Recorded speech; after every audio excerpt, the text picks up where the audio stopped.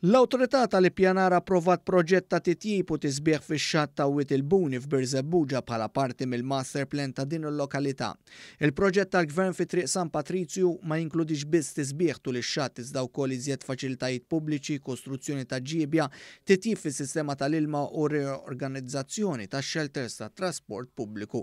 Dan il-proġett huwa stmat li se jiswa madwar 3,5 miljun euro u x-xogħlijiet mistenni jibdew is-sena d-dieħla jitlistu lejn l-aħħar tas-sena 2024. Fis-stqarrija l-Ministeru għat-Turiżmu qal li dan l-investiment jikkumplementa proġetti oħra tal-Gvern f'Birzebbuġa fosthom biex jagħti lura l-ispazji pubbliċi liċ-ċittadin Malti filwaqt li jtejjeb il-prodott turistiku l-kwalità tal-ħajja Maltija.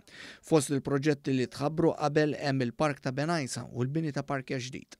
Ma dan l-istazzjon il-Ministru għat-Turiżmu Clayton Bartolo qal li dan hu proġett ieħor li jtejjeb l-infrastruttura turistika ta' pajjiżna.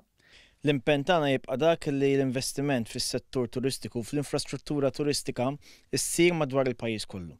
U għalhekk qegħdin naraw kif anke qed ninvestu dawn il-flus ukoll f'Birzebbuġa biex bekk naraw li din iż-żona tkompli wkoll tattira t-turisti lejha.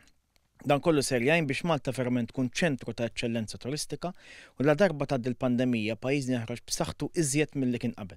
Min-naħa tiegħu is-Sindku ġdid ta' Birzebbuġa Scott Camilleri qal li dan hu proġett turistiku iżda li minnu se jgawdu il-Birzebbuġin u l-Maltin li jżuru l-lokalità speċjalment biż-żieda fl-attività kummerċjali. Irdu naraw li dan l-investiment ma jagħmilx Birzebbuġa biss tas-sajf imma wkoll Birzebbuġa tax-xitwa li tkun post ukoll turistiku li tkompli tagħti iktar ekonomija imma wkoll li tagħti postijiet attrezzati bil-faċilitajiet ta' sanitarji, postijiet bħal-latrini ġodda, kif ukoll ikollhom reorganization tal-bus terminus sabiex ir-residenti tagħna jkunu moqdija bl-aħjar servizzi possibbli.